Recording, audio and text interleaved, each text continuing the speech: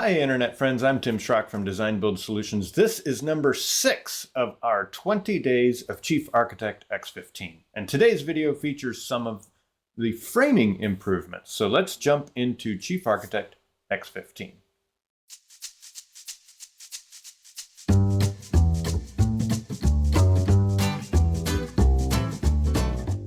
Yes, framing improvements, several little tips and tricks. I won't get into all of it, but you can see what I've got here. All of the framing you can see here is automatically built.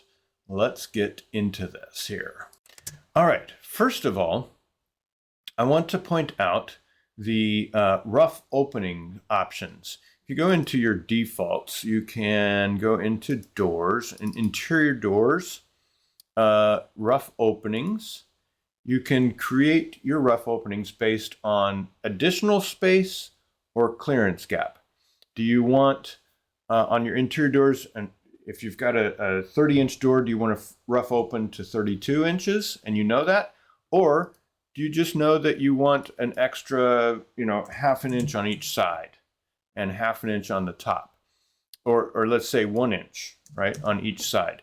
That'd be the same function as knowing that you want a 32-inch rough opening versus that additional space. So you have your options there. Now, this choice in your defaults is the same as, say, like your default size. If your default size is a 30 by 80 door, a 2668 door, you drop that in, and every interior door you drop is going to be a 2668 door. Now, if you go change the default, all the doors, say you change the default to a 3068 door for interior doors, all the doors you've already dropped are still set at 2668. And the same with this rough opening behavior. Whatever you drop that door in with the default setting, that's how it's going to be set here. But you can go back and individually change that. But changing the default doesn't change the whole plan globally to this additional space versus clearance gap. It also does not change the clearance itself either. So the additional width is 2 in the default. And if I go into my interior door here, rough opening, oh, it does do it. It does. You can pick up the default once you've placed it here. Say you change let's change the default to 3 on my interior doors. I misspoke there.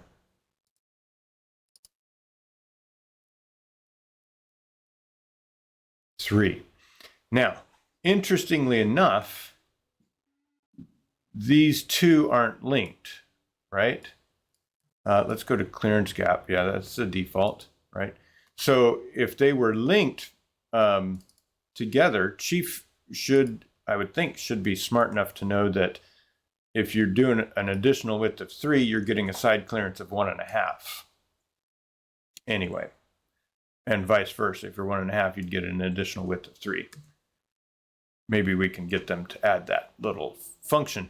But anyway, that's an option here. Another option in Chief Architect, in doors specifically, and by the way, this rough openings thing works for doors and windows. Another option for the doors, I'm looking at my notes here, is the pre-hung door size. The pre-hung door size deals with the jamb. Do you want the door size to include the jamb or exclude the jamb? So if you're specifying a 2668 door, is that including the jamb or excluding the jamb? Now, let's take an elevation of one of each.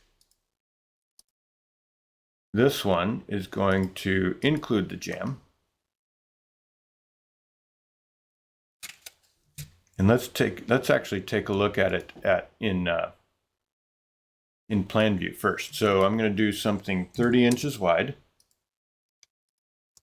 You'll notice both of them have that size, and that size is 30 inches wide. So here's a poly line that's 30 inches wide. I'm going to copy it over here and center on this door.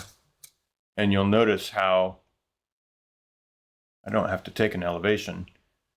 Here's my line of 30 and the jam's outside it. Here's my line of 30 and the jam's inside. I'm really curious. I've never seen a 2668 door specification actually include the jam. When you specify 2668, that's the panel size. But do you have a situation where that would be useful? I'd be curious. Let me know in the comments. I also wanted to talk about the framing improvements. One of the options we have here in framing is walls. In the framing defaults under walls, you can have U-shaped, standard, reduced stud, or laddered corners. Now, U-shaped is an interesting one. Let's do these two walls, and we're going to frame these up. So you get that U-shape situation. So that's kind of a neat one versus the where's my framing? There we go, framing wall. Let's go reduced studs. And I'll pick these two walls and frame those to get your reduced stud situation. So that's a unique thing. The biggest thing, I think, really is the fact that we now can set roof planes as trusses or rafters. I think you could do that in past versions too. But doing so gives us the opportunity to make, in our build framing under roof, when you build the framing, it's automatically going to, let me switch to my roof framing set. It will now automatically build trusses for us. So there you've got trusses automatically built. There's also some way that you can make the end gable trusses work. I'm not going to go into that much detail for this video, but play around with that. That's kind of exciting. Let's go back into my build framing dialog.